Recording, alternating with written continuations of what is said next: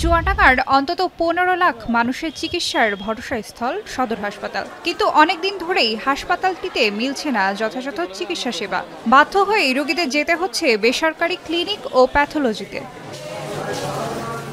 দীর্ঘদিন ধরেই নানা সীমাবদ্ধতায় চলছিল হাসপাতালের অপারেশন থিয়েটার। তবে হাসপাতালটির অ্যানেস্থেসিয়া কনসালটেন্টের বদলিতে সেটিও প্রায় বন্ধ ৪ মাস। হচ্ছে না কোনো জরুরি অস্ত্রোপচার, ফলে ফিরে যেতে হচ্ছে রোগীদের।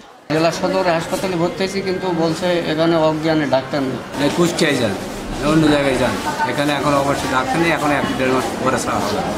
অপারেশন থিয়েটারের মতোই ভেঙে পড়েছে হাসপাতালের গোটা চিকিৎসা ব্যবস্থা। এমনিতেই ৫০ শয্যারও অর্ধেক জনবল দিয়ে চলছে ২৫০ শয্যার চিকিৎসা। তার উপর প্রতিনিয়ত বদলি হচ্ছেন চিকিৎসকরা। শূন্য পদগুলোও দীর্ঘদিন খালিই থাকছে, ফলে নিয়মিত ভোগান্তিতে পড়ছেন রোগীরা।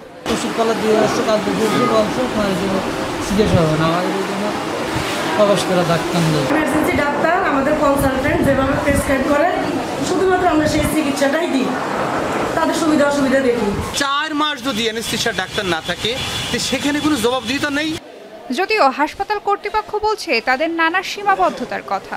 বিষয়টি ঊর্ধ্বতন কর্মকর্তাদের জানানো হলেও কোনো সমস্যার সমাধান মেলেনি বলেও দাবি করা হয়। আমাদের ঊর্ধ্বতন কর্তৃপক্ষের মাধ্যমে জুনিয়র কনসালটেন্ট অ্যানেস্থেসিয়া পোস্টের পদায়নের জন্য আমরা বারংবার আবেদন জানিয়েছি।